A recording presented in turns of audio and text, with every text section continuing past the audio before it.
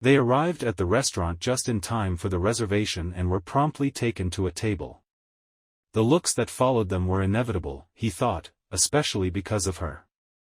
He knew he wasn't badly presented, but she. Damn! She could light up any room she walked into just with her presence.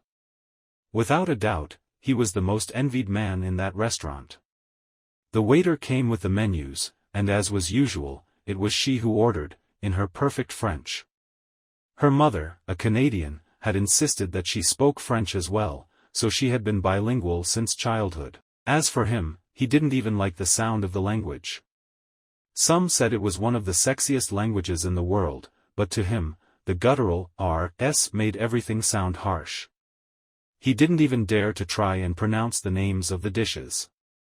After the order was placed, they were alone for a few moments, with her finally asking, "So, besides the traffic, how was your day?" "You don't even want to know."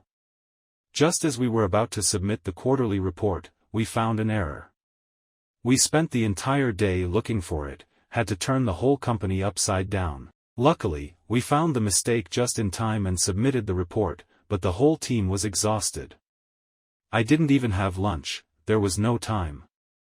I gave everyone Monday off as a thank you, but I'm wiped out." "Well, rough day and then hours on the highway." "Exactly. Normally, when a day starts badly, it only gets worse." Just then, a waiter came to the table with a bottle of wine, opened it, and left it on the table to breathe. Once he moved away, she asked, "So, do you think the day is getting any better?" The smile that lit up her face and eyes, though genuine, had something mischievous about it. Like the grin of a naughty girl about to do something she shouldn't. He smiled. "I can think of a way it could get a lot better."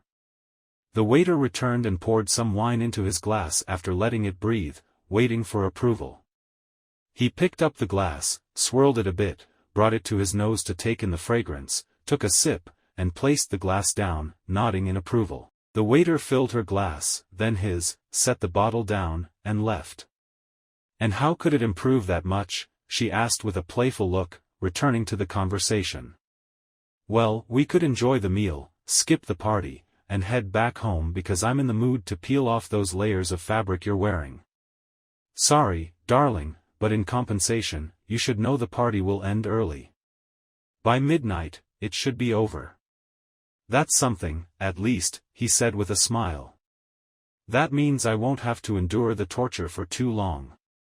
"Torture? What do you think this party is going to be for me? I don't even know anyone there. I'll spend hours bored out of my mind, can't even drink properly because I have to drive, and I'll be stuck listening to your friends' rich buddies whom I don't know, if they'll even bother talking to me."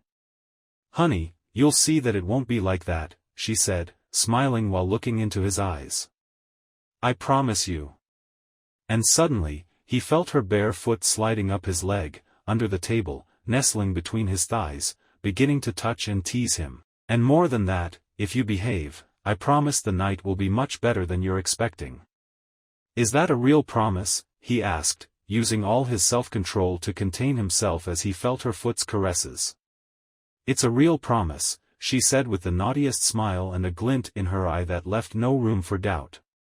He looked around and noticed that some couples were looking at them with knowing smiles, not seeing clearly but sensing that something was happening at their table.